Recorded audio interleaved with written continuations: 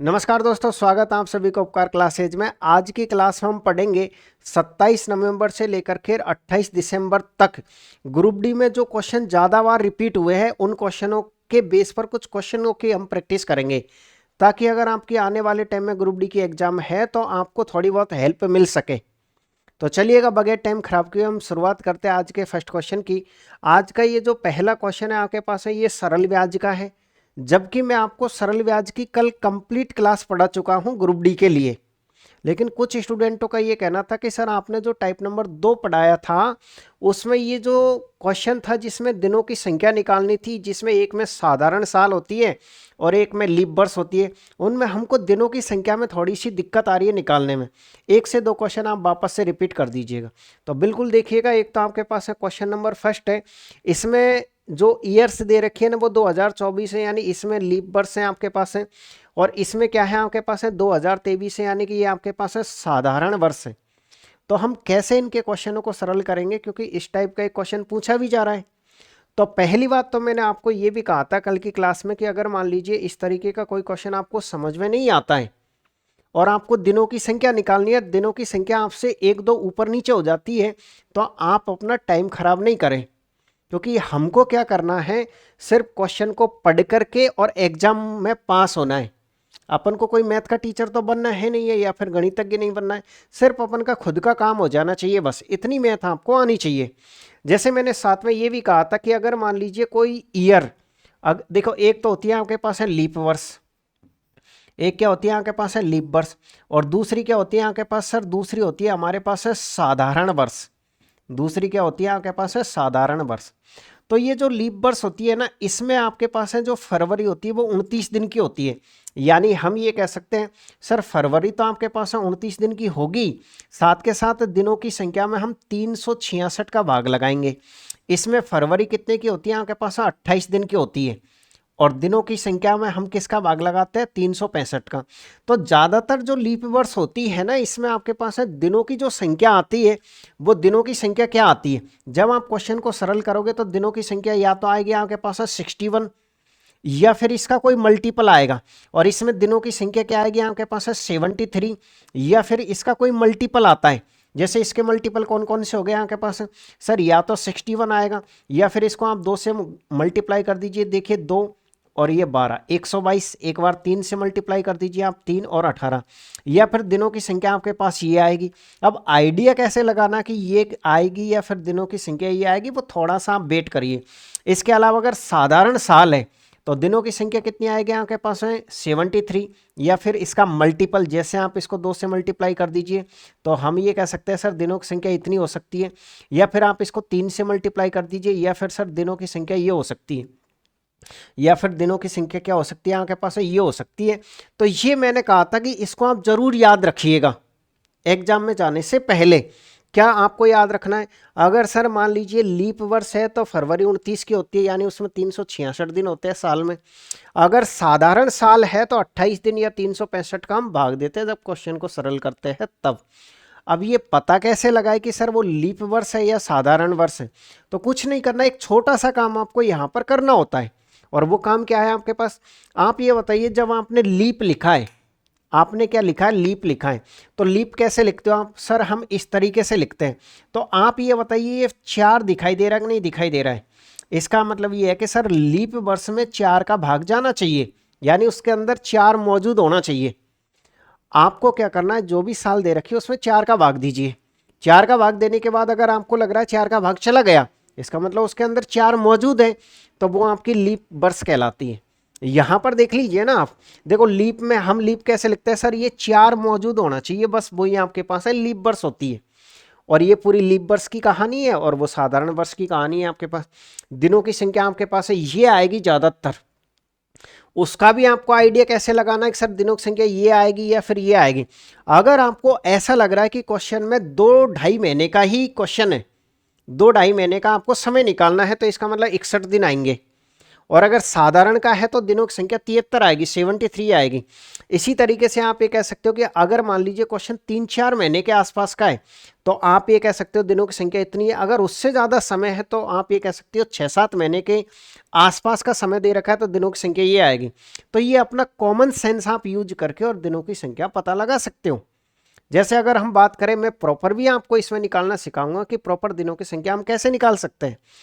जैसे अगर हम बात करें तो सबसे पहले इसमें दिनों की संख्या निकालेंगे तो ये चेक करेंगे लीप वर्ष है या साधारण वर्ष है। तो कितना है आपके पास है, 14 फरवरी से लेकर के और 15 अप्रैल है। यानी कि आप ये कह सकते हो 2024 है तो 2024 में आपको किसका भाग लगाना है, 4 का भाग लगाना है। तो 4 के भाजकता का नियम ये कहता है कि आप पूरी संख्या में भाग मत दीजिएगा, सिर्फ किस में भाग दे लीजिएगा, लास्ट के 2 अंकों में। अगर लास्ट के 2 अंकों में भाग चला जाएगा तो पूरी संख्या में भाग चला जाएगा।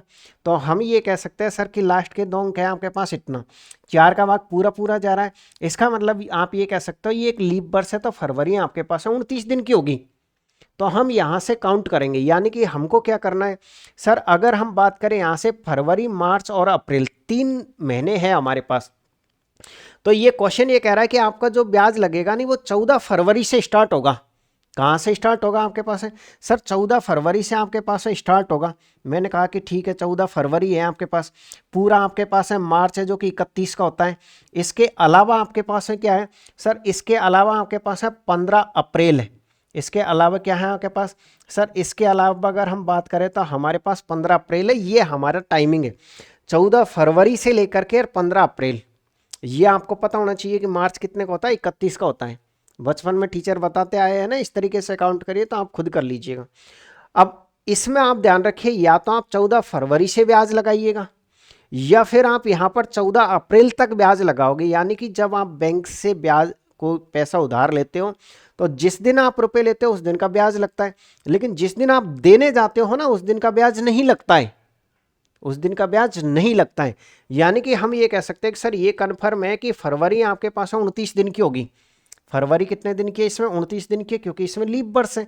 अब फरवरी 29 दिन की है, आपको 14 फरवरी से पैसा लगाना है तो कितने दिन का पैसा लगेगा। आप क्या करोगे सर, इसमें से 14 घटा दोगे तो कितना बचेगा आपके पास है, 15 दिन। तो आप मुझे बताइएगा, क्या मैं ये कह सकता हूं कि फरवरी में 15 दिन का ब्याज लगेगा? क्या ये बात राइट है या रॉन्ग है? आप ये कहोगे सर ये बात गलत है, क्योंकि फरवरी में 15 दिन का नहीं लगेगा पैसा, बल्कि फरवरी में पैसा लगेगा 16 दिन का। कैसे 16 दिन का पैसा लगेगा आपके पास, पहले तो ये समझ लीजिए, फरवरी में लगेगा 16 दिन का, फरवरी के बाद मार्च आता है, इसमें तो कोई डाउट है ही नहीं है आपके पास। अप्रैल में 15 अप्रैल का कोई ब्याज नहीं लगेगा, इसलिए हमको 14 अप्रैल यहाँ से लेना है। आप इसको ऐड करोगे तो देखिए ये कितना हो जाएगा आपके पास सर, लास्ट में आपके पास 1 आ रहा है और ये हो जाएगा 4 5 एक हासिल की 6, यानी दिनों की संख्या आपके पास है 61 आई है। आपने इतनी मेहनत करी, दिनों की संख्या ये आई। मैंने थोड़ी सी आपको हिंट दी कि अपन को सिर्फ अपन का काम निकालना है ऐसे क्वेश्चनों से, क्योंकि अगर हम ऐसे दिनों की संख्या निकालेंगे तो हमारा कम से कम 25 सेकंड खराब होंगे। तो 25 सेकंड को बचाने के लिए आप इसकी हेल्प ले सकते हो कि अगर लीप वर्ष है तो दिन ऐसे चलते हैं, साधारण वर्ष है तो दिन हमारे पास इस तरीके से चलते हैं। क्लियर है? अब आपका मैं ये डाउट क्लियर करूंगा यहाँ पर कि हमने 14 फरवरी से लेकर 29 फरवरी तक 15 ने लेकर के 16 दिन क्यों लिए हैं। आप ये बताइएगा, मैंने आपसे ये कहा कि ये 80 से 88 तक कितनी संख्याएं होती है, 80 से 88 तक कितने दिन होते हैं, संख्या बताइएगा। यानी सर 80 से 88 तक जो दिन होते हैं ना वो आपके पास 9 होते हैं। आप खुद काउंट कर लीजिए कैसे होते हैं आपके पास। सर 80 है आपके पास, 81 है, 82 है, 83 है, 84 है, 85 और ये है 6 7 और ये 88। कितने हैं, 1 2 3 4 5 6 7 8 9। तो दिनों की संख्या कितनी हो गई आपके पास है, 9 हो गई। हम निकालते कैसे सर, हम क्या करते हैं कि स्पीड में इस तरीके से लिख देते हैं कि 80 से 88 तक कितने दिन होते हैं।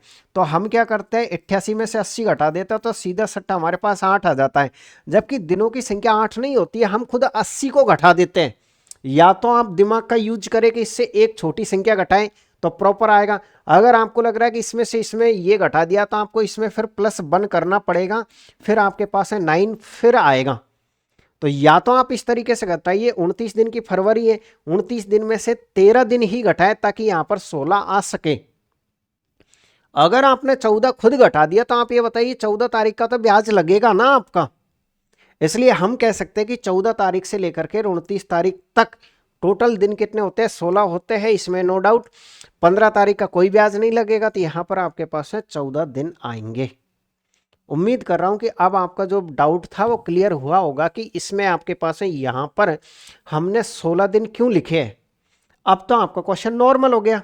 जैसे मैंने कल की क्लास में आपको पढ़ाया था कि दी गई राशि बट्टे में यूनिट और जिसका मान निकालते हैं हम उससे गुणा करते हैं। यानी सर हमको क्या दे रखा है, इसमें 3000 रुपए की धनराशि है, तो धनराशि कितनी आपके पास है, 3000 है। तो दी गई राशि, अब ये मूलधन है और मूलधन की यूनिट कितनी होती है आपके पास, पूरी 100% होती है।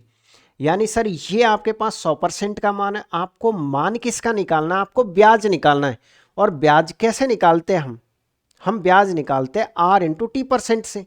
R इंटू टी परसेंट से हम ब्याज निकालते हैं। R कहाँ पर है हमारे पास, सर R ये रहा आपके पास है 8%। तो R की जगह R लिख दीजिए 8%, फिर परसेंट से परसेंट कटेगा। और समय की जगह समय लिखोगे, समय हमारे पास 61 डेज है, लेकिन हम इसको साल में चेंज करेंगे, 366 का हमको भाग लगाना पड़ेगा। और साधारण साल होती तो भाग हम 365 दिन का लगाते हैं। अभी क्या करना है, ये फिक्स रट्टा मार के रखो कि इससे आपके पास 6 बार कटता है। अब परसेंटेज से परसेंटेज कट जाएगा आपके पास, 2 0 खा जाएगी, और इससे ये कितनी बार कट जाएगा, 5 बार। तो इस तरीके से हम ये कह सकते हैं कि हमारा कंप्लीटली जो आंसर आएगा वो कितना आएगा आपके पास है 40 आंसर एकदम राइट है। तो इस तरीके से ये क्वेश्चन पहले भी आ चुका है, प्रेजेंट में भी ग्रुप डी में पूछा जा रहा है। तो कल अगर आपका ये कॉन्सेप्ट क्लियर नहीं हुआ था, मैं समझ सकता हूं कि हो सकता है थोड़ी सी मैथ आपकी कमजोर रही हो, तो आपको दिक्कत आई हो। तो कभी भी कोई दिक्कत आएगी तो आप कमेंट्स जरूर करिएगा कि आपको क्या दिक्कत है, मैं दूसरे दिन उसका सॉल्यूशन 100% करूंगा। तो चलिएगा अगले क्वेश्चन पर आ जाइएगा, क्वेश्चन नंबर 2 पर। मैं कोशिश करता हूं कि स्क्रीनशॉट लेने के लिए टाइम दिया जाए, लेकिन मैं आपको फिर से ये कहूंगा कि स्क्रीनशॉटों का जमाना चला गया है।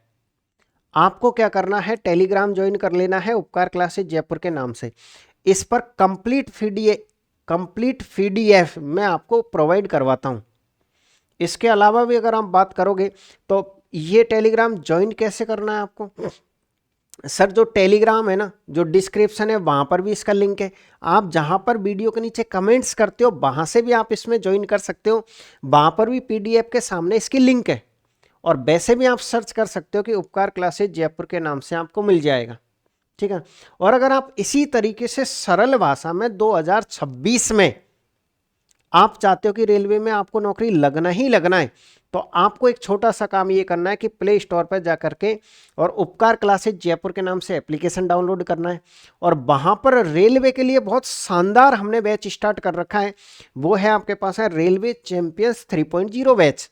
आप उसमें जाकर के एडमिशन ले सकते हो और अपनी जो तैयारी है उसमें 4 चांद लगा सकते हो।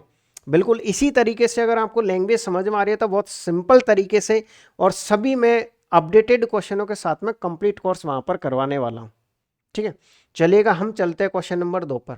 क्वेश्चन नंबर 2 पर देखिएगा, अब आप उस तरीके का यूज करिए जो मैं आपसे कहने की कोशिश कर रहा हूं कि क्या है, 2000 रुपये पर 5.75% वार्षिक साधारण ब्याज की दर से 15 फरवरी 2023 से और 29 अप्रैल 2023 तक। पहली बात तो 23 में 4 का भाग नहीं जाएगा सर, साधारण साल है ये। साधारण साल है तो दिनों की संख्या आप कह दीजिए 71 ही होगी, 71 थोड़ी 73। कितनी होगी आपके पास है, 73 होगी। ये कन्फर्म है, क्यों है, क्योंकि फरवरी से सिर्फ अप्रैल तक की ही बात की गई है। और वैसे आप निकाल लीजिए ना, क्या दिक्कत है सर, 15 फरवरी से स्टार्ट है आपके पास है, तो फरवरी कितने की होगी आपके पास है, 28 की। तो 28 की अगर होगी तो 28 में से कितना घटाओगे आप, 15, तो कितना आएगा आपके पास 13। लेकिन फरवरी के 14 दिन लेने हैं, मैंने खुद कह दिया, या तो एक कम घटाए आप, जैसे 28 में से 15 घटा दिया तो 15 खुद भी कम हो गया था, इसलिए वो 13 बचा था। लेकिन आपको 13 नहीं लेना, दिनों की संख्या कितनी लेनी है, 14 लेनी है। फरवरी के बाद आपके पास ये मार्च हो गया, और अप्रैल के कितने दिन लेने हैं, 29 नहीं लेने हैं आपको, 28 ही दिन लेने हैं। आप इसको ऐड कर दीजिएगा, देखिए ये कितना हो जाएगा आपके पास है 9, 9 और 4 कितना हो जाएगा 13, हासिल की 1 लग जाएगी, और 7 73 दिन हो गए ना आपके पास है दिनों की संख्या। लेकिन आप स्पीड में खुद लिख लीजिए, ऐसे काउंट मत करिएगा। अब क्वेश्चन क्या कहना चाह रहा है आपसे, क्वेश्चन आपसे ये कहना चाह रहा है कि 2000 रुपये तो उसका मूलधन है, तो 2000 बट्टे में इसकी यूनिट आएगी और मूलधन की यूनिट कितनी होती है, पूरा 100% होती है। मल्टीप्लाई किससे करोगे सर, हमसे सिर्फ और सिर्फ इसने साधारण ब्याज पूछा है, तो साधारण ब्याज निकाल दीजिए आप, यानी आप ये कह सकते हो 5.75%, और इसको मल्टीप्लाई किससे करना है, समय से। समय कितना आपके पास है, 73 दिन, और आपको इसको साल में चेंज करना है। 365 का आप क्या लगाओगे, भाग, ये फिक्स होता है कि सर इससे ये आपके पास 5 बार कटेगा, ये परसेंटेज इस परसेंटेज को काट ही देगा और फिर ये 2 जीरो कट जाएगी। जैसे ही आप दशमलव हटाओगे, नीचे कितनी जीरो बढ़ाओगे, 2 जीरो, ये परसेंटेज कट चुका था, ध्यान रखिए, पहले इस परसेंटेज से ये परसेंटेज 2 जीरो से 2 जीरो 25 से काटिएगा, 25 से ये 4 बार कटेगा और 25 से आपके पास 23 बार कटेगा। फिर देखिए ये 20 हो जाएगा और 20 से 20 भी कट जाएगा, तो ओनली 4 आपके पास है 23, यही बचेगा और यही आपका ब्याज होगा जो कि आपको इस ऑप्शन में देखने को मिलेगा। अब बताइए क्या किसी तरह कोई समस्या आई है क्या क्वेश्चन में आपको? उम्मीद कर रहा हूं कि अब आपका कॉन्सेप्ट अच्छे से क्लियर हो गया होगा। ठीक है, तो फिर आप अगले क्वेश्चन पे आ जाइएगा। अगला क्वेश्चन क्या है आपके पास, देखिए ये है आपके पास है क्वेश्चन नंबर 3। इसका आपको एलसीएम निकालना, वो एचसीएफ निकालना है, यानी कि इसका आपको मैसेपे निकालना है। आपको क्या निकालना है, इसका मैसेपे निकालना है। हम मैसेपे कैसे निकालते हैं, पहली बात तो ये मैसेपे होता क्या है, ये जो एचसीएफ है ना, ये एचसीएफ क्या होता है सर, ये जो एचसीएफ है ना आपके पास, ये पहली बात तो ये कि ये बड़ी से बड़ी संख्या होता है। ये क्या होता है आपके पास सर, ये आपके पास है बड़ी से बड़ी संख्या। मैंने कहा ठीक है। और दूसरी बात कि सर जो पूर्ण विभाजित, जो पूर्ण विभाजित कर दे, ये होता है आपके पास। यानी आप ये कह सकते हो कि क्या होता है आपके पास है में से, सर एचसीएफ या में से होता है आपके पास है, पहली बात तो बड़ी से बड़ी संख्या होनी चाहिए। बड़ी से बड़ी किसके कंपेयर में, खुद अपने आप के एचसीएफ की जो संख्या उनके कंपेयर में। यानी कि आप ये कह सकते हो बड़ी से बड़ी संख्या जो पूर्ण विभाजित कर दे। इसी तरीके से एलसीएम और होता है, और एलसीएम क्या होता है, यानी अगर हम एलसीएम की बात करें तो एलसीएम क्या होता है सर, एलसीएम होता है हमारे पास है छोटी से छोटी संख्या, छोटी से छोटी संख्या, छोटी से छोटी क्या होता है आपके पास है संख्या, पहला पॉइंट। तो दूसरा पॉइंट क्या रहेगा इसमें सर, छोटी से छोटी संख्या और जो पूर्ण विभाजित तो हो जाए, जो विभाजित तो हो जाए, जो विभाजित हो जाए। आपको पता चल रहा है इन दोनों में क्या डिफरेंस है सर? इसमें हम जो में से होता है ना, इसमें हम बड़ी से बड़ी संख्या लेते हैं, इसमें हम छोटी से छोटी संख्या लेते हैं। ठीक है, ये वो होता है जो विभाजित कर देता है, यानी इसका तो भाग जाना चाहिए, और ये वो होता है जो खुद विभाजित तो हो जाए। जैसे अगर हम बात करें फॉर एग्जाम्पल के लिए इस क्वेश्चन की, अगर इस क्वेश्चन में हमको इनका एचसीएफ निकालना है, एचसीएफ निकालना है, तो सर हम इनका एचसीएफ कैसे निकालेंगे, 100 का, 180 का, और कितना आपके पास है 540 है। सर एचसीएफ निकालने का ये तरीका है आपके पास है कि सबसे पहले बड़ी से बड़ी संख्या देखो जिसका भाग इन सब में चला जाए। आप ये कहोगे सर बड़ी से बड़ी संख्या अगर हम इनमें बात करें तो सबसे बड़ी संख्या लास्ट 100 हो सकती है, क्योंकि देखिए 100 से बड़ी तो हो नहीं सकती है कोई संख्या, क्योंकि इससे सबसे जो छोटी संख्या होती है ना इसमें, उसके बराबर होता है एचसीएफ या उससे बड़ा होता है। एक बार फिर सुनिएगा, ये बड़ी से बड़ी संख्या, ये डेफिनेशन बिल्कुल फिट बैठती है, लेकिन ये बैठती किसके ऊपर है, वो इन संख्याओं के ऊपर बैठती है कि एक ऐसी कोई बड़ी संख्या लो जिसका भाग इन सब में चला जाए। जैसे मान लीजिए आप ये कहोगे सर कि 5 एक ऐसी संख्या है, 5 का भाग इसमें भी जाएगा, इसमें भी जाएगा, इसमें भी जाएगा, तो आपको ये देखना है कि 5 से बड़ी कोई दूसरी संख्या तो नहीं है, क्योंकि यहाँ तो इस वाली लाइन को तो ये संतुष्ट कर रहा है कि विभाजित कर दे, विभाजित तो 5 सभी को विभाजित कर रहा है, लेकिन 5 से बड़ी अगर कोई संख्या है तो वो एचसीएफ कहलाता है, क्योंकि इसीलिए तो कहा है बड़ी से बड़ी। तो बड़ी से बड़ी ये इनके लिए कहा गया है, 5 के लिए कहा गया कि इससे बड़ी है ना तो वो लेनी है। ठीक है ना, दूसरी बात, अगर सर हम मान लीजिए कंपेयर इनसे करें तो HCF कैसा होता है, तो HCF या तो संख्या के बराबर होता है या संख्या से क्या होता है आपके पास है छोटा होता है, कभी भी बड़ा नहीं होता है। यानी कि या तो इनका HCF 100 हो सकता है, सबसे छोटी संख्या के बराबर हो सकता है, या फिर उससे छोटा ही होगा, बड़ा कभी भी नहीं होगा। यानी कि हम ये कह सकते हैं सर जो HCF होता है ना वो संख्या के बराबर या उससे छोटा होता है, और इसमें क्या कहेंगे सर LCM होता है ना वो संख्या के बराबर या उससे बड़ा होता है, उससे क्या होता है बड़ा। तो इसमें अगर हम एक और पॉइंट ऐड करना चाहे तो सर HCF संख्या के बराबर में लिख रहा हूं, या फिर उससे क्या होना चाहिए सर उससे बराबर या छोटा होना चाहिए, ठीक है। तो हम ये कह सकते हैं कि सर यहाँ से देखिए सबके साथ जीरो, तो जीरो आ जाएगी आपके पास। और देखिए किसका भाग जा सकता है सर, वैसे हम सीधे कह सकते थे कि जीरो इसी में, तो ये आपका करेक्ट आंसर था। तो इसका जो HCF आएगा वो कितना आएगा आपके पास में 10 आएगा। लेकिन आपको कैसे करना है, HCF मान लो संख्या दूसरी चेंज होती तो सर हमको ऐसे करना है कि दो संख्याओं का डिफरेंस लेना है। यानी इसमें क्या करना था, दो पास की संख्या लेनी है। कितनी लेनी है आपको, 100 और 180, और इसमें से आप ये घटा दीजिए कितना आएगा आपके पास 80। तो आपको क्या करना है, इस 80 में भाग देना, ऑप्शन में से किस बड़ी से बड़ी संख्या का भाग जाएगा। आप देखिए बड़ी से बड़ी संख्या का भाग यानी 5 का जा रहा है, लेकिन 5 से बड़ी अगर कोई है तो वो आपका आंसर होगा, यानी कि ये आपका आंसर आएगा। क्लियर है। अगर मान लीजिए सर इसी क्वेश्चन में हमसे ये पूछता कि आप इसका LCM बताइए, LCM कैसे निकालते हैं, तो LCM कैसे निकालते हैं सर, LCM हम ये निकालते कि इन सब में भाग किसका जा रहा है। पहली बात तो सर देखो 10 इनमें सब में कॉमन है, तो 10 को तो हम बाहर ले लेते।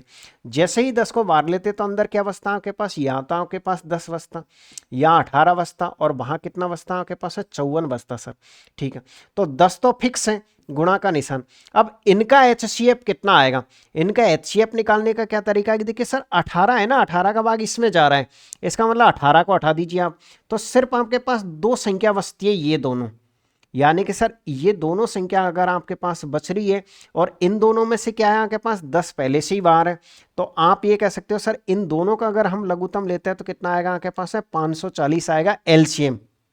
देखो ये दोनों संख्या आपके पास अलग अलग है, तो या तो आप इस तरीके से ले लीजिए, कॉमन ले लीजिए। जैसे आप ये कह सकते हो सर ये 10, इसमें से क्या कॉमन आ रहा है आपके पास है सर 2 और कॉमन आ रहा है, तो यहाँ 5 बचेगा, और यहाँ पर कितना बचेगा आपके पास सर, हमारे पास यहाँ पर 27 बचेगा। ये हमारे पास 20 हो जाएगा, 27 को आप 5 से मल्टीप्लाई कर दीजिएगा, तो सर ये हो जाएगा आपके पास 35, हासिल की कितनी लग जाएगी आपके पास 3, और ये हो जाएगा 10 और 3 कितना हो जाएगा आपके पास 13। फिर आप इससे इसको मल्टीप्लाई करिए 0, ये कितना हो जाएगा आपके पास सर, ये 0 और 26 और एक हो जाएगा आपके पास 27। तो ये आपके पास है इनका HCF आ जाएगा, ये क्या आ जाएगा आपके पास है इनका HCF आ जाएगा, ध्यान रखिएगा, वो सॉरी LCM आ जाएगा। तो इस तरीके से हमने इस क्वेश्चन में क्या सीखा है कि सर इसका मैसे पे कितना आएगा 10 आएगा, इसका LCM कितना आएगा सर, इनका LCM हमारे पास 2700 आएगा। अब जरूरी नहीं है कि हम इसी तरीके से सॉल्व करें, आप ऐसा भी कर सकते थे कि अगर इसका LCM पूछता तो हम ऑप्शन से भी उससे उठा सकते थे, लेकिन अगर आपको करना है तो इसे हम कॉमन विधि कहते हैं। इसके अलावा दूसरा भी एक तरीका होता है HCF निकालने का, LCM निकालने का। जैसे आपके पास संख्या कितनी थी 100 था एक, तो ठीक है, अगली संख्या कितनी थी आपके पास सर, अगली जो संख्या थी 180 है ना आपके पास, ठीक है, अगली संख्या सर 180 है, फिर कितना आपके पास है 540 है। आपको क्या लेना है, इनका लघुत्तम लेना है, क्योंकि एक क्वेश्चन तो लघुत्तम का भी आ रहा है भाई, या तो आपका HCF पूछेगा या LCM पूछेगा, तो क्वेश्चन तो जरूरी है आपको सीखना। एक तरीका तो मैंने कहा कि कॉमन लेकर के कर लीजिए, दूसरा ऑप्शन होता तो हम ऑप्शन से ट्राई कर सकते थे, लेकिन अगर आपकी मैथ कमजोर है तो फटाफट स्पीड में ऐसे किया करो। देखो सबसे पहले 10 का ही भाग दे लो आप, सबसे पहले किसका भाग दे लो 10 का, क्योंकि 10 सब जगह जा रहे हैं। तो ये कितना बचेगा आपके पास सर, ये हमारे पास 10 ही बच जाएगा, ये 18 बच जाएगा, और ये कितना बच जाएगा इतना। फिर किसका भाग जा रहा है सर, फिर इसके बाद में 2 का भाग जा रहा है, 2 का दे लो आप ये कह सकते हो ये 5, ये 9 और ये 27, लेकिन ये ऐसे पहले बच्चे दिया करते थे, 5 का भाग दोगे तो ये 9 और ये 27। आप एक काम करिए किसका दे लीजिए 3 का, तो ये 3 और ये कितना 9, 3 का दे लीजिए 3, 3 का दे लीजिए 1। अब इन सबको गुणा कर दो आप, तो ये कह सकते हो आप कितना हो गया आपके पास है सर 27 हो गया, गुणा का निशान। ये कितना हो गया 10 और ये 10 यानी कि 100। तो इस तरीके से आप ये कह सकते हो कि 2700 आएगा, लेकिन हम ऐसे नहीं करते आजकल। आजकल हम इनमें कॉमन लेकर के और कॉमन वाली विधि से यूज करते हैं कि जैसे सर सबसे पहले हम क्या करते हैं, जैसे आपके पास संख्या थी एक 100 था, एक 180 था, एक कितना था आपके पास 540 था। आप ये देखिए इनमें से सबसे छोटी संख्या कौन सी है, क्या उसका भाग किसी और में जा रहा है?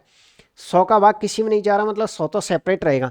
180 का भाग 540 में जा रहा है, क्योंकि 18 तिया 54 होता है।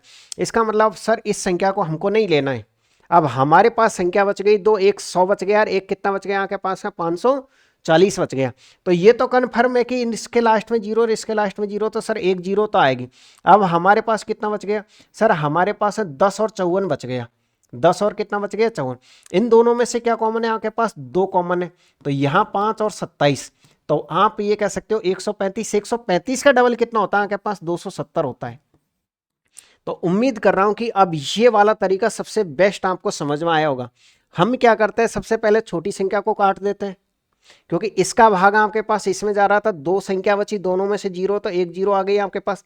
फिर हमने क्या किया 10 और 54, इन दोनों में से 2 को हमने बाहर ले लिया, तो 5 और 27 ये दोनों अलग अलग संख्या है। तो आप ये कह सकते हो इसमें कुछ भी कॉमन नहीं है।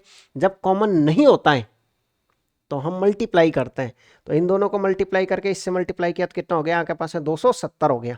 चलिएगा अगला क्वेश्चन फिर से ले लीजिएगा, ये रहा आपके पास है क्वेश्चन। दो संख्याओं का अनुपात इतना है, यदि उनका महत्तम समावर्तक 28 है तो दोनों संख्या का योग कितना होगा।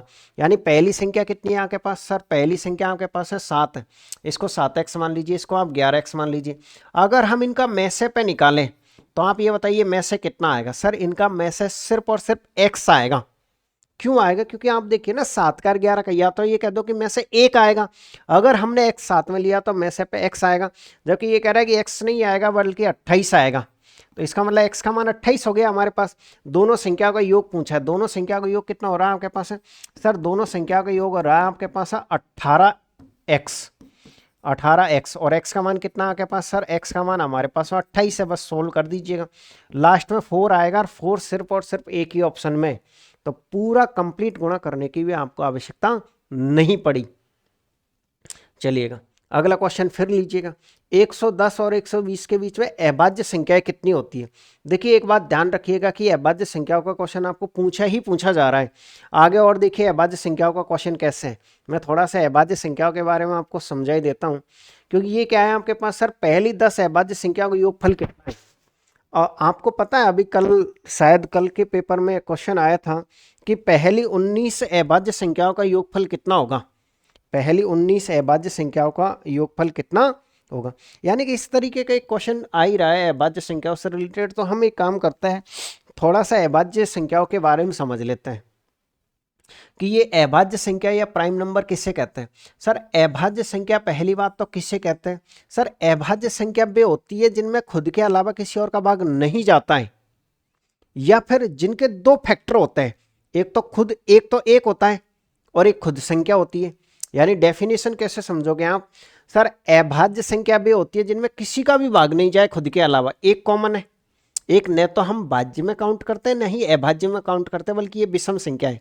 यानी आप ये कह सकते हो, सबसे पहले तो आप इसको लिखना, एक क्या है आपके पास सर, एक की अगर बात करें ना तो एक न तो भाज्य है आपके पास और न आपके पास है अभाज्य। ठीक है मैंने कहा, तो फिर सर अगर एक भाज्य नहीं है अभाज्य नहीं है, तो आप ये बताइए अभाज्य संख्या कहाँ से शुरू होती है, अभाज्य संख्या शुरू कहाँ से होती है। तो अगर हम बात करें अभाज्य संख्याओं की, तो अभाज्य संख्या की शुरुआत हम 2 से करते हैं। कहाँ से करते हैं, 2 से करते हैं। इसी तरीके से आपके पास एक भाज्य संख्या भी होती है, भाज्य संख्या की शुरुआत कहाँ से करते हैं, 4 से करते हैं। भाज्य संख्या किसे कहते हैं, जिनमें खुद के अलावा किसी और का भाग चला जाए, वो भाज्य संख्या कहलाती है आपके पास। ठीक है सर, लेकिन अभाज्य संख्या की शुरुआत हमने 2 से कर ली, 2 के बाद अगली अभाज्य संख्या 3, 3 के बाद 5, 5 के बाद बोलते जाओ आप 7, 7 के बाद 11, 11 के बाद 13, 13 के बाद 17, 17 के बाद 19, 19 के बाद कितनी होती है आपके पास 23, 23 के बाद 29। तो कुल मिलाकर के ये आपके पास इस तरीके से चलती हुई जाएगी, अनंत तक जाती है। लेकिन आपको कम से कम 100 तक तो पता ही होनी चाहिए कि कौन कौन सी अभाज्य संख्याएं होती है। यानी कि सर हमको इनको ऐसे नहीं याद करना, हमको इनको टुकड़ों में याद करना है, हमको याद ऐसे करना है। सबसे पहला पॉइंट आपको ये पता होना चाहिए कि 1 से लेकर के और 25 तक, 1 से 25 तक ये कितनी होती है, 1 से 25 तक इनकी संख्या और इनका योग, ये पॉइंट आपको पता होना चाहिए कि 1 से 25 तक कितनी तो होती है और उनका योग कितना होता है। तो सर 1 से 25 तक जो अभाज्य संख्या होती है ना, वो आपके पास है 9 होती है, और इनको अगर आप जोड़ोगे ना तो इनका योग आपके पास 100 आएगा, ये आपको पता होना चाहिए। कैसे होगा देखिएगा सर, अगर हम बात करें 1 2 3 4 5 6 7 8 9, बताओ 1 से 25 तक 9 हुई कि नहीं हुई, क्योंकि अगली अभाज्य संख्या 29 है, तो 29 तो 25 से ज्यादा है ना आपके पास।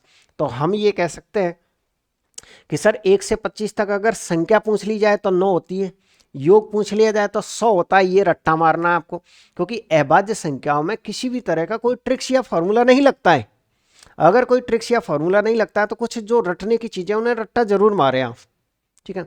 यानी आप ये कह सकते हो सर इनका योग कितना होता है, 100 होता है, ठीक है। इसके अलावा अगर हम बात करें 1 से और कहां तक आपके पास है 50 तक, कितनी अभाज्य संख्या होती है आपके पास, सर 1 से 50 तक हमारे पास होती है 15, और अगर हम इनका योग निकालते हैं ना तो इनका जो योग होता है ना सर, वो होता है हमारे पास है 328। इसी तरीके से सर अगर हम बात करें 1 से 75 तक, तो 1 से 75 तक जो होती है ना वो होती है 21, और अगर हम योग की बात करें तो ये होता है सर 712। अगर हम बात करें 1 से 100 तक की, कि 1 से 100 तक कितनी आपके पास है क्या होती है अभाज्य संख्या, तो सर ये 25 होती है। अगर हम इनके योग की बात करें तो ये हमारे पास 1060 होता है। आप जोड़ने के अलावा आपके पास कोई रास्ता यहाँ नहीं मिलता है, कोई रास्ता नहीं बचता है। लेकिन हम क्या करते हैं कि ऐसे अगर ये हमको योग याद है ना तो इनकी मदद से हम क्वेश्चन को स्पीड में सॉल्व कर सकते हैं।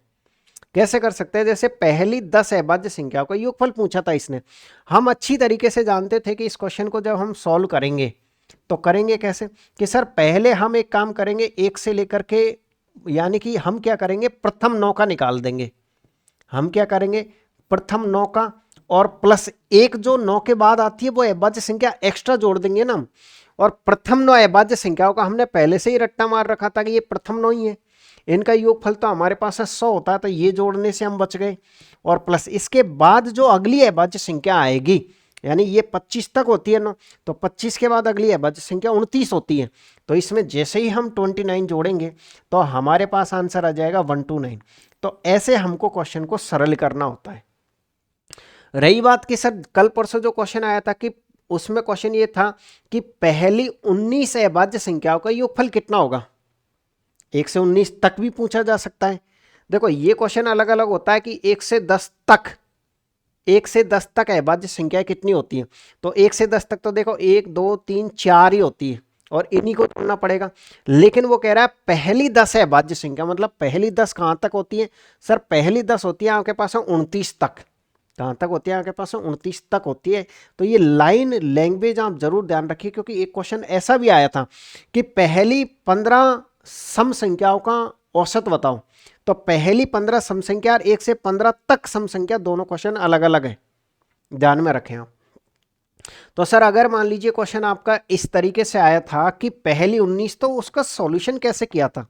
क्वेश्चन ये था आपके पास है कि पहली 19 अभाज्य संख्या है, पहली 19 अभाज्य संख्या का आपको क्या बताना है, अभाज्य का क्या बताना है, आपको योग बताना है। हम कैसे करें बताओ, कैसे दिमाग लगाए।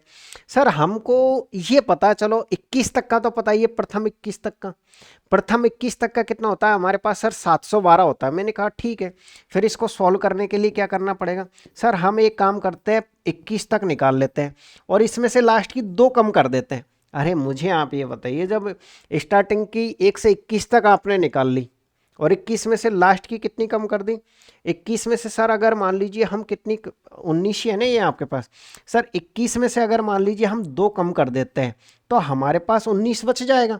यानी 21 तक का हमको योग पता है कि सर हमने 712 रट्टा मार रखा था, माइनस ये कहाँ तक आती है आपके पास 75 तक आती है। तो आप ये देखिएगा, ये जो 2 संख्या है ये आपको 75 से नीचे लेनी है, तो 75 से नीचे कौन सी होगी आपके पास, सर 75 तक, 75 तक तो कितनी होती है आपके पास, टोटल 21 होती है। तो इससे पहले की संख्या कौन सी रहेगी आपके पास, सर एक तो रहेगी 71 और एक रहेगी आपके पास 73। यानी आप ये कह सकते हो ये जो दो है ना, इसके अंदर एक 71 है और एक आपके पास 73 है। तो दोनों को जोड़ जाड़ के इसमें से आप घटा दीजिए, आपका आंसर आ जाएगा। तो 712 में से कितना घटेगा आपके पास, ये 4 और ये 4, 144 आप घटा दीजिए। तो फिर आंसर कितना आएगा, सर ये देखिए 12, 12 में से 4 जाए कितना बचेगा आपके पास, 8 बच जाएगा। ये 10, 10 में से ये जाएगा तो 6 बच जाएगा, और ये 6, 6 में से एक जाएगा तो बच जाएगा आपके पास है 5। तो सर हमारा करेक्ट आंसर 568 आएगा। करेक्ट आंसर कितना आएगा, 568 आएगा। मैं आपको सिर्फ ये हिंट दे रहा हूं कि आपको क्वेश्चन कैसे सरल करना है। अगर पहली 19 अभाज्य संख्या, क्योंकि ये क्वेश्चन आना फिक्स है, किसी न किसी स्टूडेंट की किस्मत में तो आएगा ही आएगा। हो सकता है कि क्वेश्चन ऐसे पूछ ले कि पहली 17 का पूछ ले, पहली 22 का पूछ ले, कुछ भी पूछ सकता है ये। तो क्या करना है, पहली 19 अभाज्य संख्या का योगफल मैंने कैसे सरल किया, 21, पहले 21 का निकाला, पहले 21 में से लास्ट की दो संख्या कम कर दी। पहले 21 का कितना था हमारे पास, 712 था। कितना था योगफल आपके पास, 712 था। 712 में से लास्ट की दो घटा दी हमने, 71, 73, कितना हो गया आपके पास है सर, 144 हो गया। जैसे ही आप 712 में से 144 घटाओगे तो देखिए 712 है, 712 में से आप तुरंत, अगर आपकी मैथ कमजोर है तो इस तरीके से आप जरूर घटाएं। ये कितना बचेगा आपके पास 8, ये कितना बचेगा आपके पास 6, और ये कितना बचेगा 5। ठीक है, तो हम ये कह सकते हैं सर 568। उम्मीद कर रहा हूं कि अब आपका डाउट क्लियर हुआ होगा अभाज्य संख्याओं से रिलेटेड। अब बताओ क्या कुछ और समझाना है आपको, या फिर हो गया क्लियर डाउट।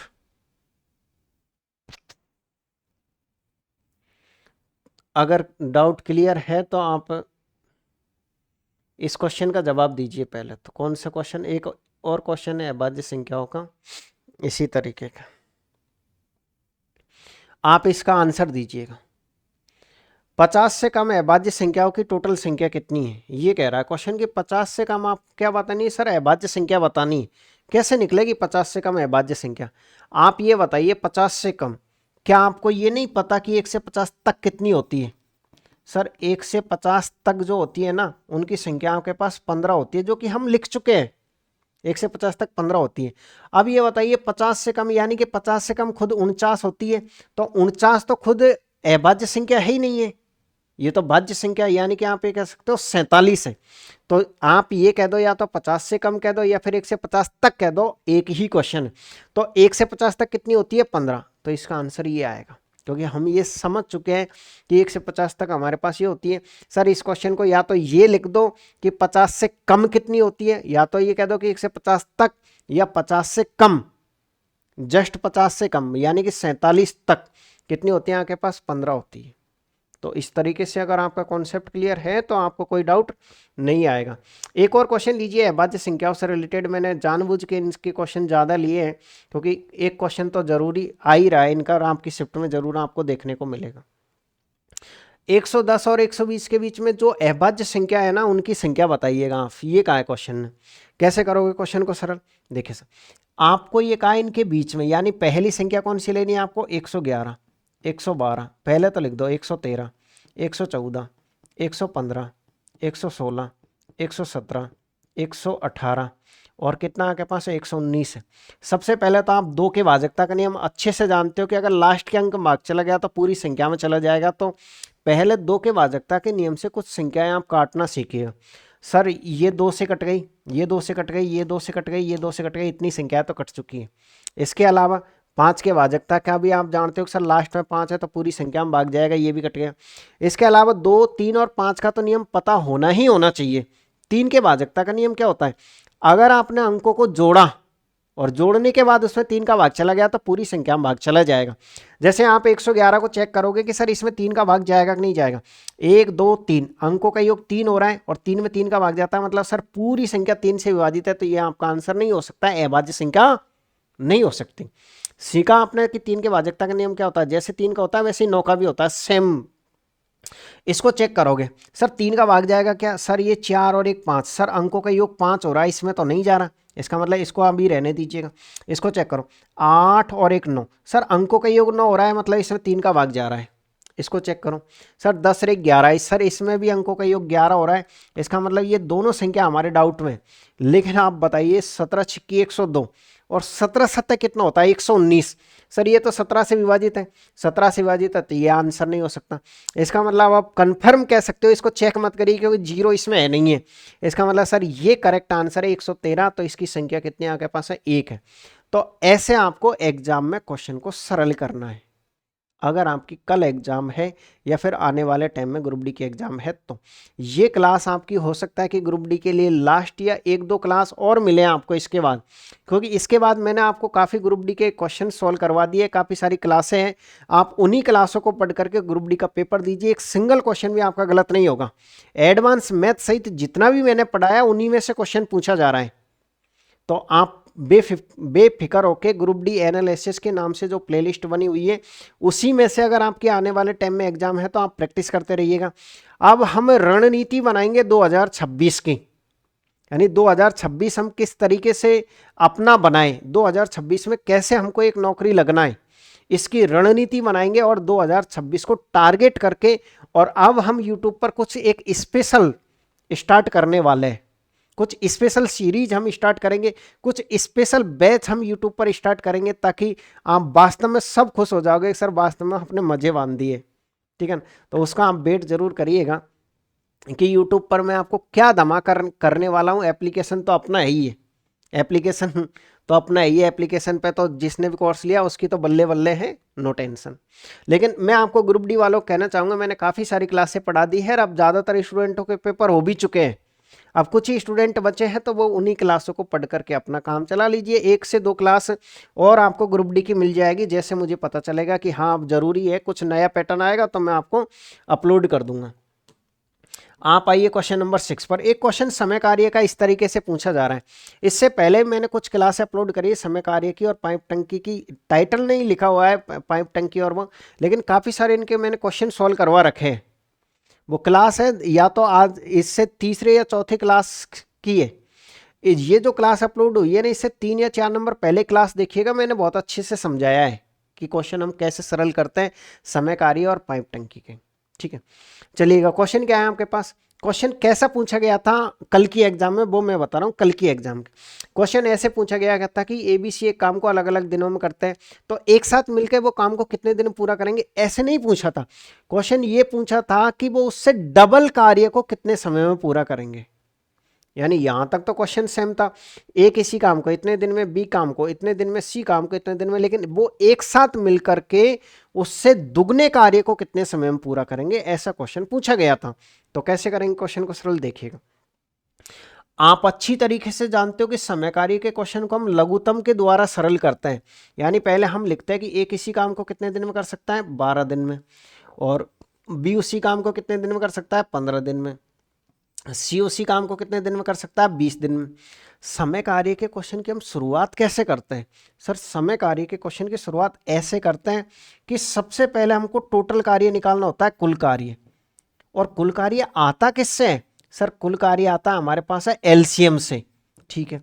इसके बाद क्या करते हैं सर, दूसरी स्टेप होती है हमारे पास है इनकी हम एफिशिएंसी निकालते हैं, यानी सर हम इनकी कार्य क्षमता निकालते हैं। वो किससे आती है, वो आती है सर भाग देने से। फिर तीसरी स्टेप क्या अपनाते हैं सर, तीसरी स्टेप में हमको समय निकालना होता है, और समय किससे आता है सर, जो भी कार्य है ना उसमें आप एफिशिएंसी का भाग दे दीजिए, कार्य में कार्य क्षमता का आप भाग दे दीजिए, समय आ जाएगा आपके पास है, यानी कि W/E।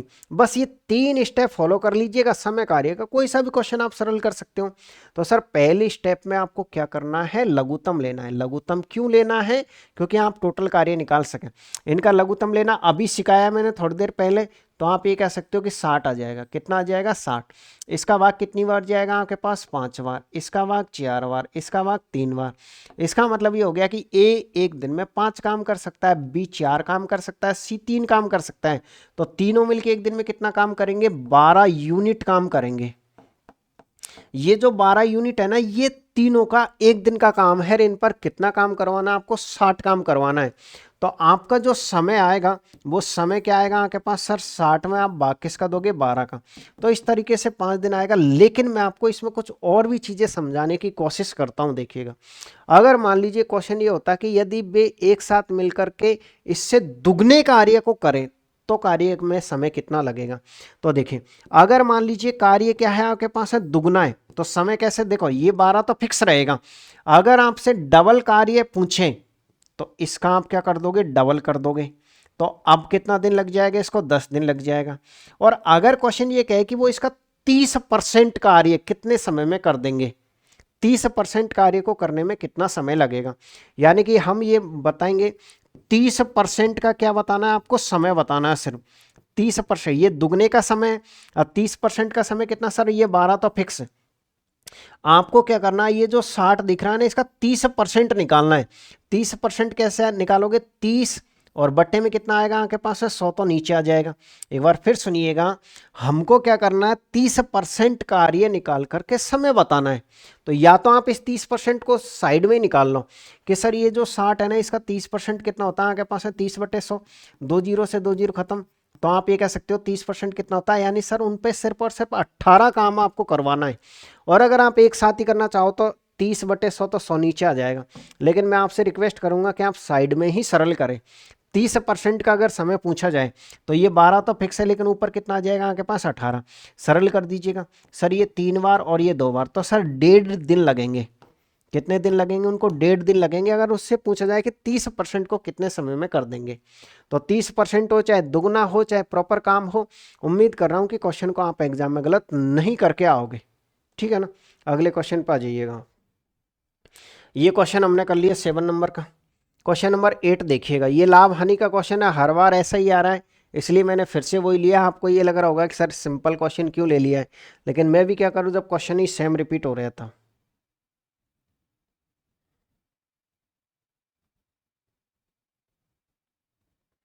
चलिएगा, विपिन ने एक खिलौना 1200 में खरीदा, इसकी मरम्मत पर 200 रुपये खर्च किया और इसके बाद इतने में बेच दिया, उसका लाभ परसेंट कितना है। आपको क्या करना है, सबसे पहले सीपी निकालना है और फिर क्या निकालना है, एसपी निकालना है। सर सीपी कितना है, सर 1200 रुपये में खरीदा, 1200 रुपये में खरीदा और 200 रुपये मरम्मत पर हो गया, तो ये क्रय मूल्य में ही काउंट होता है। यानी कि वो वस्तु आपको कितने मिली, सर वो वस्तु हमको 1400 रुपये में मिली है। ठीक है, अनुपात लगा दीजिए यहाँ पे। और फिर आपने उसको कितने में बेच दिया, सर 1680 में आपने उसे बेच भी दिया। यानी सर ये क्रय मूल्य है और ये विक्रय मूल्य है। एक तरीका तो पुराना ये है कि आप इसमें से इसको हटा दो, लाभ पता कर लो, लाभ बटे क्रय मूल्य गुणा 100 से कर दो।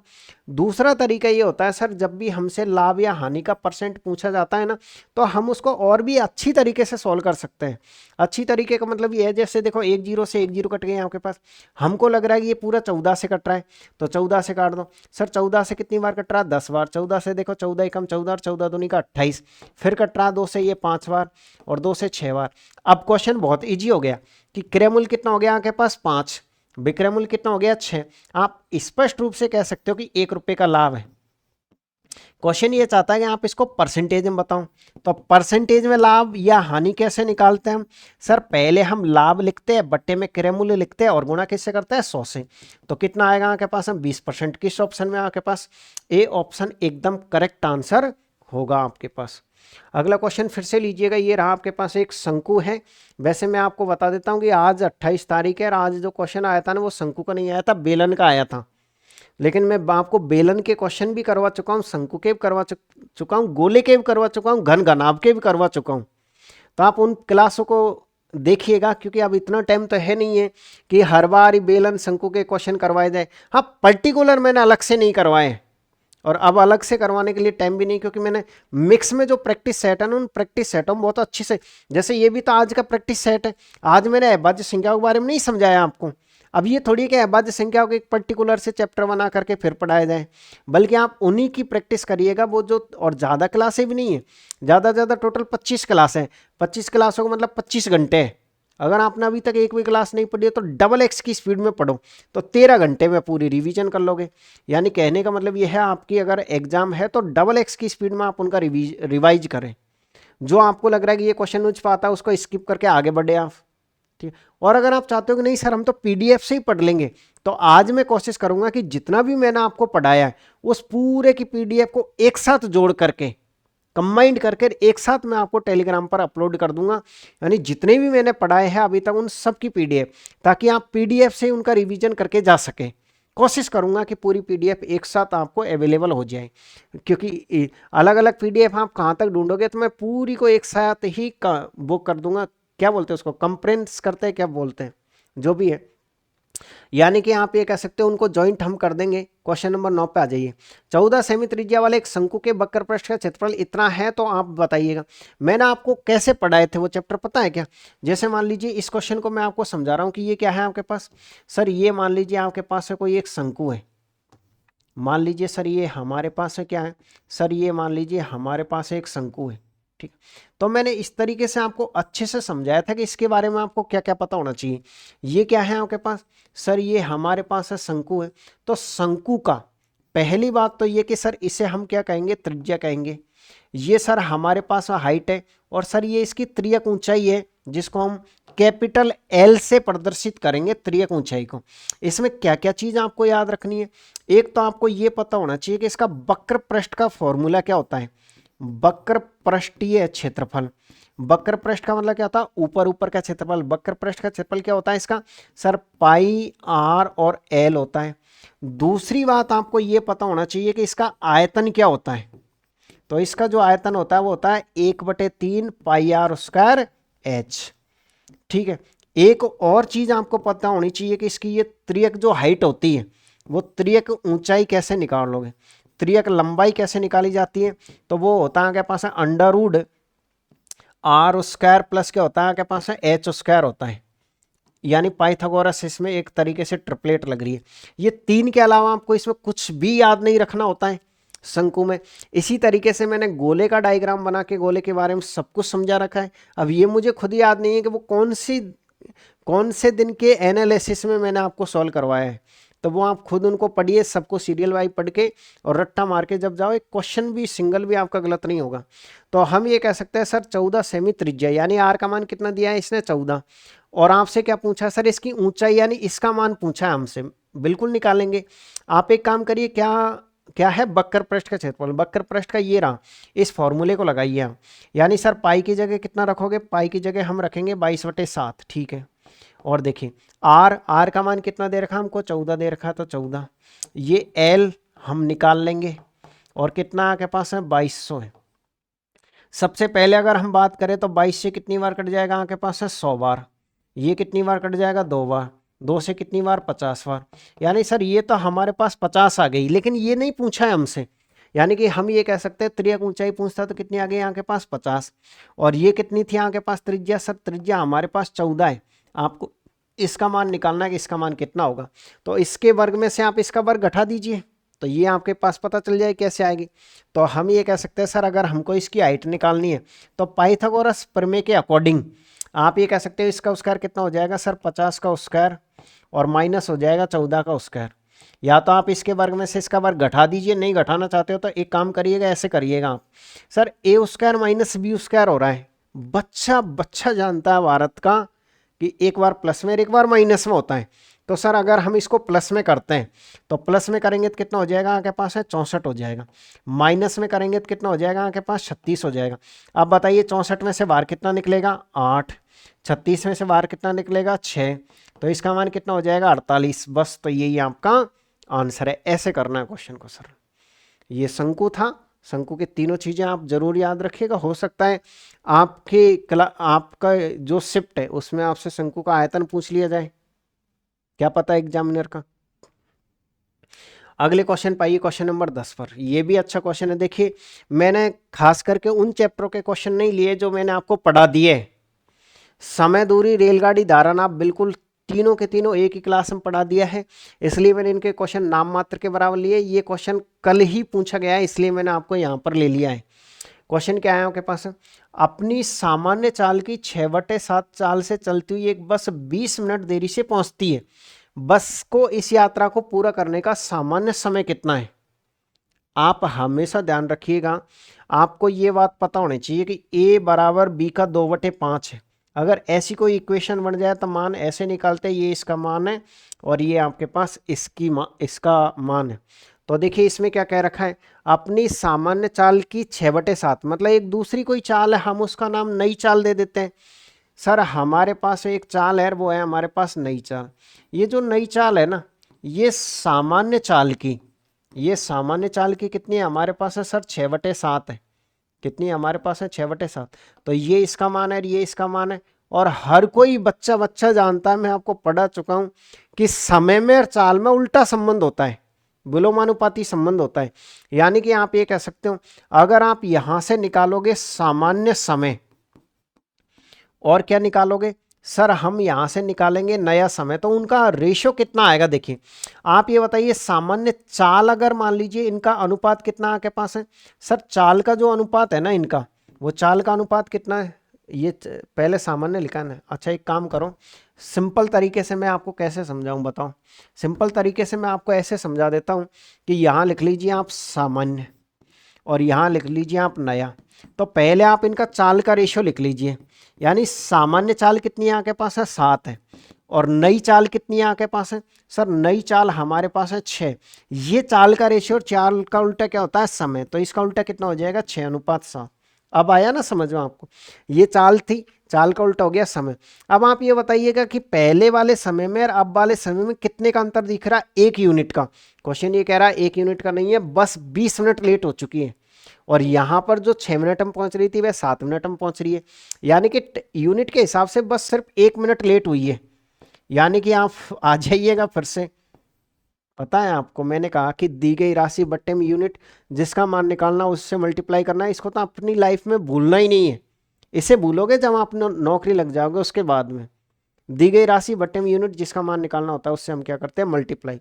तो सर हम ये कह सकते हैं 20/1 और जिसका मान निकालना उससे मल्टीप्लाई। सामान्य समय, सामान्य ये रहा और समय ये रहा, यानी कि 6 से मल्टीप्लाई करेंगे तो 120 मिनट। 120 मिनट का मतलब कितना होता है, 2 घंटे। किस ऑप्शन में आपके पास, ए ऑप्शन एकदम राइट आंसर। अगला क्वेश्चन फिर से लीजिएगा, ये रहा आपके पास, औसत चाल का है। औसत चाल का क्वेश्चन हर बार ही पूछा जा रहा है, इसलिए मैंने वापस लिया है क्वेश्चन को। एक बार फिर सुनिए क्वेश्चन, में आपसे ये कहना चाह रहा हूँ कि ये मान लीजिए आपके पास है कोई बिंदु P है और ये मान लीजिए Q है कोई बिंदु। अब यहाँ से यहाँ तक की दूरी कितनी है आपको नहीं पता, या फिर दे भी रखिए तो भी आपके कोई काम की नहीं है।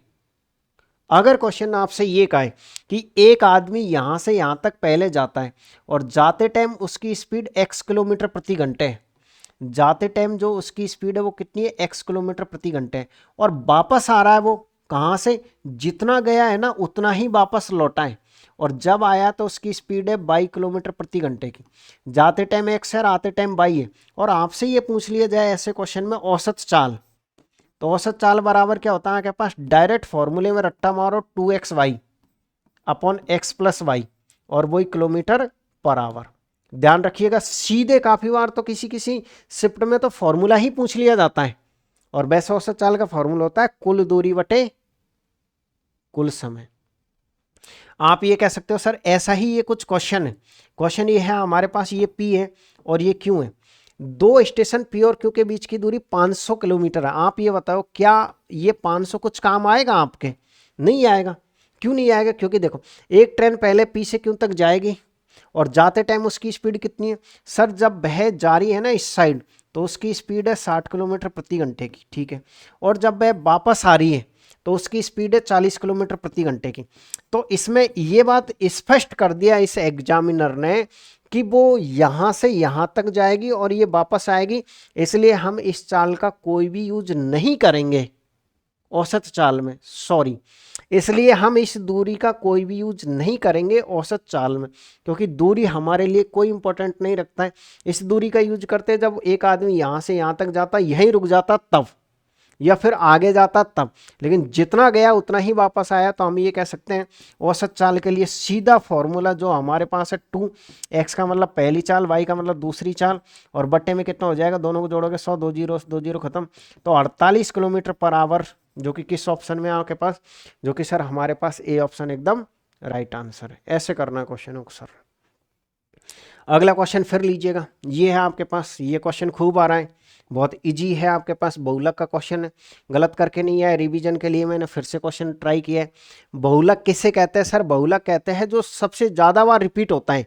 अब इनमें से जो संख्या ज़्यादा बार रिपीट होगी वही आंसर है। तो चेक करने का ये तरीका, आप इनको चेक मत करो, ऑप्शनों को चेक करो कि अगर हम देखें कि इसमें 28 कितनी बार है, जो सबसे ज़्यादा बार होगा ना वही बहुलक होता है। देखिए सर 28 को अगर हम काउंट करें तो एक बार, 28 तो एक ही बार है यार, ठीक है। इसके बाद हम 32 को चेक करेंगे, 32 कितनी बार है सर? एक बार, दो बार, तीन बार, चार बार, पांच बार। तो यही आंसर होगा कन्फर्म, क्योंकि और संख्या कहाँ से आएगी। तो ये एकदम राइट आंसर है, लेकिन फिर भी औरों को चेक करना ही पड़ेगा। 35 कितनी बार है? एक बार सर, सिर्फ एक बार है। 27 कितनी बार है? 27 है आपके पास एक बार, दो बार और ये तीन बार, यानी कि ये तीन ही बार है।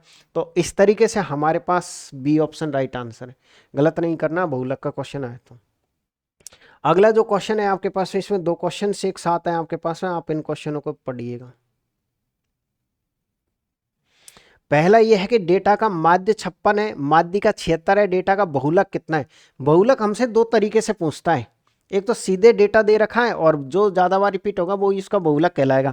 दूसरा तरीका यह है बहुलक का कि सर माध्य माध्य का दे रखा होगा और बहुलक पूछेगा। तो उसके लिए भी आपको एक फॉर्मूला याद रखना है। यानी कि सर अगर मान लीजिए ऐसे क्वेश्चन में बहुलक पूछ लिया जाए, तो बहुलक का फॉर्मूला होता है आपके पास में देखिए बहुलक का फॉर्मूला क्या होता है आपके पास? सर बहुलक का फॉर्मूला होता है आपके पास 2 माध्य माइनस 3 माध्य का। मुझे खुद को ही आज मैं फॉर्मूला भूल गया क्या? सर बहुलक का फॉर्मूला होता है आपके पास 2 माध्य, यानी कि आप ये कह सकते हो बहुलक का फॉर्मूला क्या होता है सर? ये होता है आपके पास 3 माध्य का। ये क्या होता है आपके पास 3 माध्य का, और माइनस होता है आपके पास 2 माध्य। इसका आप यूज करोगे, यानी आप ये कह सकते हो। अच्छा देखिए, अब मैं आपको यहाँ सिखाता हूँ कि मुझे ये अचानक से याद कैसे आया कि बहुलक का फॉर्मूला होता है आपके पास 3 माध्य का माइनस 2 माध्य। अभी मैं पढ़ाते पढ़ाते खुद भूल गया था नहीं इस फॉर्मूले को। मुझे आप ऐसे याद आया कि मैंने ऐसा कुछ रट रखा था पहले। मैं मेरी पर्सनल बातें आपको शेयर कर रहा हूँ कि इनको क्या है कि अक्सर भूल जाते हैं। तो माध्यिका में ज़्यादा शब्द होते हैं तो ज़्यादा के साथ ज़्यादा वाली गुणा होती है, और माध्य में कम शब्द होते हैं तो कम के साथ कम वाली संख्या गुणा होती है। तो इसलिए मुझे ये कन्फर्म था कि माध्यिका 3 से ही गुणा होगी, और माध्य छोटा है तो 2 से ही गुणा होगा बस। तो और बड़ी संख्या में से हमेशा छोटी संख्या घटती है, इसका मतलब बड़ा मान इसका ही आएगा, तो इसमें से इससे ही घटना पड़ेगा। तो ऐसे ही आप थोड़ा हिंट से खुद याद रखें, एग्जामिनर में स्पीड में ऐसे ही कोई चीज़ भूल जाए तो ऐसे याद करें वहाँ। तो हम ये कह सकते हैं सर 3 माध्य का, 3 माध्य का कितनी आपके पास है? 76 है, माइनस 2 माध्य, माध्य कितना आपके पास है? 56 है। तो ये हो जाएगा आपके पास है, देखिए कितना, 18 हासिल की एक, और ये हो जाएगा 22, माइनस कर दीजिए आप 12 हासिल की एक, 10 रे 11। तो आप ये कह सकते हो ये कितना बचेगा आपके पास सर? ये 6 बचेगा, और 6 सिर्फ एक ही ऑप्शन में लास्ट में, यानी आप ये कह सकते हो 116 एकदम करेक्ट आंसर होगा। ऐसे क्वेश्चनों को सरल करना है। अगले क्वेश्चन देखो एक बार फिर से सुनिएगा। आपको क्या है कि बहुलक बराबर क्या होता है? 3 माध्य का माइनस 2 माध्य होता है।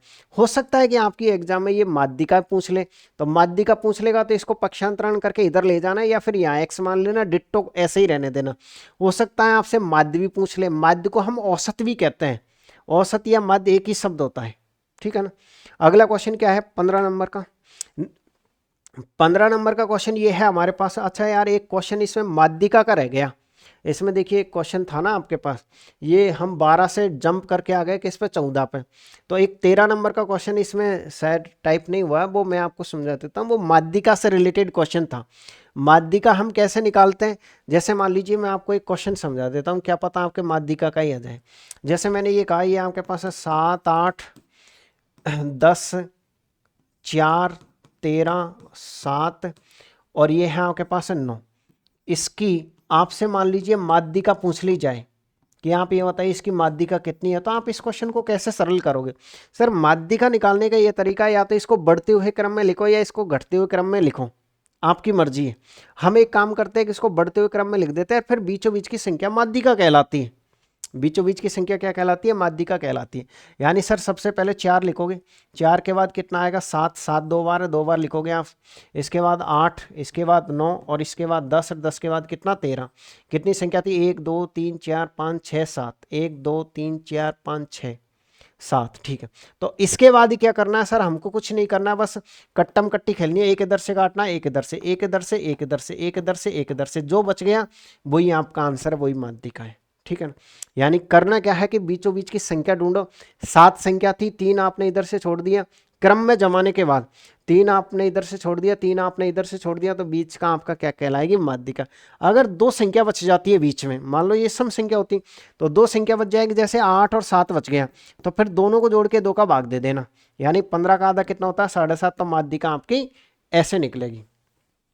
क्लियर है, आया थोड़ा बहुत समझ में कि मैं आपको क्या समझाने की कोशिश कर रहा हूँ। अगला क्वेश्चन आपके पास ये था, इसमें क्या पूछा था सर, इसमें हमसे रेंज पूछी है। एक परीक्षा में 5 छात्रों द्वारा प्राप्त अंक निम्नलिखित है, इतने हैं, आपको अंकों की सीमा बतानी है। यानी हम ये कह सकते हैं, क्वेश्चन ने क्या पूछा हमसे, या तो सर सीमा या फिर हमसे रेंज पूछी है। हमसे क्या पूछिए, रेंज। कैसे निकालते हैं रेंज सर, रेंज निकालने का ये तरीका, सबसे बड़ी संख्या लीजिए, सबसे बड़ी संख्या कितनी है आपके पास, 80 है, उसमें से आप घटाइए सबसे छोटी संख्या, आप खुद फॉर्मूला बना लीजिए।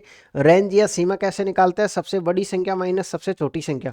सबसे छोटी संख्या कितनी दिख रही है आपको, इस पूरे क्वेश्चन में 45 दिख रहा है, तो आप ये कह सकते हो कितना आंसर आ जाएगा आपके पास सर, 35, 35 आंसर आ जाएगा। ये 5 बचेगा, 35 नहीं 45, 35 नहीं 45, 45 45 तो 90 होता है यार। तो कितना बचेगा आपके पास सर, 35। किस ऑप्शन में आपके पास सर, हमारे पास डी ऑप्शन एकदम करेक्ट आंसर। तो इस तरीके से आपको क्वेश्चनों को क्या करना है, सरल करना है, ध्यान में रखिएगा। अगले क्वेश्चन पे फिर आ जाइएगा। देखो वापस से आपसे रेंज पूछी है, ये आपका होमवर्क है, आप आराम से क्वेश्चन को सरल करें कि इसका आंसर कितना आएगा, बड़ी संख्या में से छोटी संख्या घटा के करनी है। क्वेश्चन नंबर 17 हम सोल्व कर चुके हैं। अगले क्वेश्चन पर ले आ जाइएगा आप। सर ये रहा आपके पास क्वेश्चन नंबर 18। क्वेश्चन नंबर 18 क्या है आपके पास सर, क्वेश्चन हमारे पास ये है कि ए बी बी सी है, तो ए बी सी का मान पूछा है। ऐसा क्वेश्चन काफ़ी बार पूछ लिया जाता है। अगर आपकी शिफ्ट में ऐसा क्वेश्चन आता है तो आप ऐसे जमाइएगा सर, पहले ए लिखिए, फिर बी लिखिए, फिर सी लिखिए। ए अनुपात बी कितना है आपके पास सर, 6:8 है, और बी अनुपात सी कितना आपके पास है सर, 5:10 है। ऐसे जमाना, पहले ए अनुपात बी जमाना, फिर जहां से छोड़ोगे वहां से आगे चलना, बी अनुपात सी। इसके बाद क्या करना है सर, देखिए ये जगह खाली है ना, यहाँ पर कितना रखोगे 8, ये जगह खाली है कितना रखोगे 5, इस लाइन का गुणा कितना हो गया 30। लेकिन ध्यान रखिए इस लाइन से पहले अगर कुछ कट रहा है तो जरूर काटे। पहले मुझे बताओ क्या यहाँ तक कोई दिक्कत आई है आपको, ए बी लिख दिया, बी सी लिख दिया, जो जगह खाली है पड़ोस की संख्या रखनी है, जो जगह खाली है पड़ोस की संख्या रखनी है। 5 से ये 5 कट जाएगा, ये 5 कट जाएगा, और 5 से कितनी बार कट जाएगा, 2 बार। फिर काटो, ये 2, ये 4 और ये 3, अब मल्टीप्लाई करो, यानी पूरी जगह संख्या कटनी चाहिए, तीनों पद कटने चाहिए। ध्यान रखिए ऐसा नहीं कि यहाँ कट गया और आपने काट दिया, जैसे 2 से ये भी पद कट रहा था, ये भी कट रहा था और ये भी कट रहा था। अब आप गुणा कर दीजिए, इस लाइन का गुणा 3, इसका 4 और इसका 8, और बस यही आपका आंसर है, जो कि किस ऑप्शन में, जो कि इस ऑप्शन में। तो एक क्वेश्चन तो ऐसा पूछा जा रहा है जिसमें ए बी बी सी दे करके ए बी सी का मान पूछा जा रहा है, लेकिन मैंने आपके लिए एक थोड़ा सा एक्स्ट्रा क्वेश्चन और लिया है, और ये रहा, मान लो क्वेश्चन ऐसा पूछ लिया जाए आपकी एग्जाम में, कैसे है सर, 1/m 1/n, और इसका मान ये दिया, इसका मान पूछ ले तो हम क्या करेंगे, देखिए m n और क्या o। आप ये बताइए, जब 1/m का मान इतना है तो इसका उल्टा क्या होता है, ये होता है। यानी कि सर मैं आपसे कहूं कि आप मुझे बताओ 5 का उल्टा कितना होता है, तो आप ये कहोगे 1/5। अगर मैं कहूँ x का उल्टा कितना होता है, तो 1/x होता है। जब 1/m का मान इतना है तो m का मान कितना आएगा, 1/3। बोलते जाओ, 1/4, 1/5। लेकिन ये आंसर नहीं है, आंसर है इसके बाद का। अगर ऐसी कोई इक्वेशन है तो सरल कैसे करते हैं सर, लघुत्तम लेके लघुत्तम हटाते हैं, तो लघुत्तम कितना आएगा इनका सर, इन सब का लघुत्तम आ जाएगा आपके पास कितना, 60। इसका भाग कितनी बार जाएगा, इसका भाग जाएगा 20 बार। इसका भाग कितनी बार जाएगा, 20 बार। इसका भाग कितनी बार जाएगा, इसमें 15 बार। इसका भाग 12 बार। और एलसीएम हम हटा हुआ मानते हैं, तो हम ये कह सकते हैं सर हमारे पास में करेक्ट आंसर आएगा ए ऑप्शन। क्लियर है आपके पास, चलिए अगला क्वेश्चन फिर आ जाइएगा। 20 नंबर का क्वेश्चन है आपके पास, देखिए क्या क्वेश्चन है, पढ़िए तसल्ली से क्वेश्चन को। सर क्वेश्चन हमारे पास ये है, एक चतुर्भुज की भुजाएं 2, 3, 4, 5 के अनुपात में है, इसका परिमाप इतना है, तो सबसे छोटी भुजा की लंबाई बताइए। परिमाप का मतलब क्या होता है सर? परिमाप का मतलब होता है चारों भुजाओं का योग, और चारों भुजाओं का योग है तो क्या आप इस योग को इस अनुपात में नहीं बांट सकते? बिल्कुल सर, दी गई राशि बट्टे में यूनिट, जिसका मान निकालते हैं हम उससे मल्टीप्लाई करते हैं। तो हम ये कह सकते हैं दी गई राशि कितनी आपके पास है सर? इतनी है। इसका क्या नाम है? योग है। और किस चीज़ का योग है? चारों भुजाओं का। तो चारों भुजाओं का योग आप भी निकाल दीजिएगा। सर इनका अगर हम योग निकालेंगे 9, 9 और 3 कितना हो जाएगा? 12, 12 और 2 कितना हो जाएगा आपके पास? है 14। और मल्टीप्लाई करिए जिसका मान निकालना है उससे। सबसे छोटी भुजा बतानी है। अब बताओ किससे मल्टीप्लाई करोगे? 2 से। सर हम इसको 2 से मल्टीप्लाई करेंगे, 14 से ये 14 बार कटेगा तो कितना आंसर आएगा हमारे पास? 28 आएगा। क्लियर है? ठीक है, अगला क्वेश्चन फिर से पढ़िएगा आप। देखिए क्या है क्वेश्चन।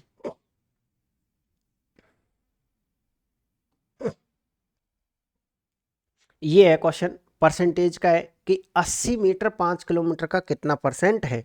मैंने आपको ऐसे काफ़ी क्वेश्चन समझाए कि जिनमें एक दूसरे की ये तुलना दे रखी होगी।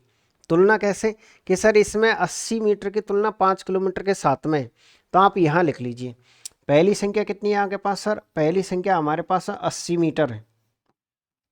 और दूसरी संख्या क्या है आपके पास सर? दूसरी संख्या हमारे पास है 5 किलोमीटर है। और ध्यान रखिए इसके पीछे का शब्द है। और मैं आपको ये समझा चुका हूँ कि अगर ऐसा कोई क्वेश्चन आए जिसमें तुलना करनी हो 2 शब्दों में, तो आप एक फॉर्मूले का यूज करोगे। और फॉर्मूला है आपके पास है कौन बटे किसका, और गुणा किससे करोगे आप? 100 से। इसका मतलब ये होता है सर, हमको कन्फ्यूजन होता है कि इसमें हर में कौन सी आएगी और अंश में कौन सी आएगी संख्या। उस कन्फ्यूजन को दूर करने के लिए हमने फॉर्मूला लिखा है कि सर जिस संख्या के पीछे का शब्द लिखा हुआ है ना, वो परमानेंटली हर में आती है, बाकी अंश में जाती है, गुणा हम 100 से करते हैं। ठीक है, ये होता है इसका मतलब।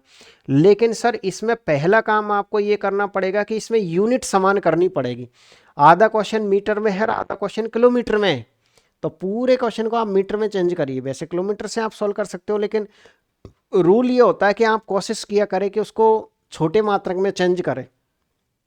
तो 1 किलोमीटर में कितने मीटर होते हैं सर? 1 किलोमीटर में होते हैं 1000 मीटर। तो यूनिट हो गई ना आपके पास समान। अब यूनिट समान हो गई तो कैसे जमाओगे सर? 80 ऊपर आएगा और ये 5000 नीचे आएगा, और गुणा किससे करना पड़ेगा? 100 से। तो ठीक है, 2 जीरो से 2 जीरो खत्म, 1 जीरो से 1 जीरो खत्म। 5 का भाग इसमें दे दीजिए 1.6%, जो कि किस ऑप्शन में आपके पास? जो कि सी ऑप्शन में आपको देखने को मिलेगा। अगला क्वेश्चन फिर आ जाइएगा 22 नंबर का। एक संख्या 12.5% बढ़ाई जाती है तो वह 99 हो जाती है, संख्या बताइए कितनी है। सबसे पहला काम क्या है सर? प्लस का निशान। 12.5% की विन कितनी होती है? 1/8। कैसे पढ़ते हैं विन को सर? ये हमारे पास है मूल संख्या, ओरिजिनल नंबर है, ये आपके पास वृद्धि है। यानी कि सर पहले कोई संख्या 8 थी, उसमें वृद्धि हो गई 1 की, तो संख्या कितनी हो गई आपके पास? है 9 बन गई सर। एक संख्या 8 थी, उसमें वृद्धि हो गई 1 की, तो संख्या 9 बन गई। क्वेश्चन ये कह रहा 9 नहीं बनी, 99 बन गई। यानी आप ये कह सकते हो कि 9 का मान कितना है आपके पास? 99। और जिसका मान निकालना है उससे आपको मल्टीप्लाई करना है। मल्टीप्लाई किससे करना है? संख्या से, यानी 8 से आपको मल्टीप्लाई करना है। कितनी बार कटेगा? 11 बार। तो कितना आंसर आएगा आपके पास? है 88 आएगा। क्लियर है? अगला क्वेश्चन लीजिएगा, ये रहा आपके पास है 33 नंबर का। आपको इसका लघुत्तम निकालना है। तो लघुत्तम हम कैसे निकालते हैं सर? ये भिन्नों वाला क्वेश्चन है, तो कुछ नहीं करना सर। अगर एलसीएम, भिन्नों का आपको एलसीएम निकालना है, भिन्नों का क्या निकालना है आपको? एलसीएम। तो सर फॉर्मूले होता है आपके पास है एलसीएम बटे एचसीएफ। यानी जो चीज निकालनी है ना भिन्नों का, एलसीएम निकालना है, एलसीएम ऊपर आएगा तो एचसीएफ नीचे आएगा। अगर मान लो किसी क्वेश्चन में आपसे भिन्नों का एचसीएफ पूछ लिया जाता तो एचसीएफ बटे एलसीएम होता। क्लियर है? तो हम ये कह सकते हैं सर एलसीएम, यानी ऊपर संख्या है इनका एलसीएम निकालो। कैसे निकालोगे सर? 4 तो हट जाए क्योंकि 4 का भाग इसमें जाएगा। 5, 7 और 8 इनको गुणा ही करना पड़ेगा, तो 35 हो गया इन दोनों का गुणा, और इसको आप 8 से मल्टीप्लाई कर दीजिए। 8 पंजो 40, हासिल की 4 लग जाएगी, 80, 280 आ जाएगा आपके पास एलसीएम तो। और एचसीएफ यानी सर इनमें देखो आप दो छोटी छोटी संख्या ले लो और उनको आपस में घटा लो। दो छोटी छोटी संख्या कैसे सर, एक तो 6 ले लो और एक 3 ले लो, आपस में घटा लो, 3 बच गई।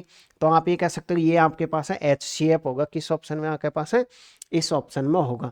या तो दो संख्या जो पास पास की लोग हैं उनको घटाने पर तुरंत आपका HCF आ जाएगा, तुरंत नहीं आएगा। तो इसका कोई मल्टीपल HCF आएगा, ये कन्फर्म आइडिया यहां से लग जाता है। अगले क्वेश्चन को फिर देखिएगा। सर दो संख्याओं का महत्तम समवर्तक 5 है और लघुत्तम समवर्तक 120 है, यदि उन संख्याओं का योग 55 है तो उनके व्यतक्रमों का योग कितना होगा। यानी कि सर ये जो क्वेश्चन है बहुत पुराना क्वेश्चन है, हो सकता है आपके एग्जाम में टपक जाए।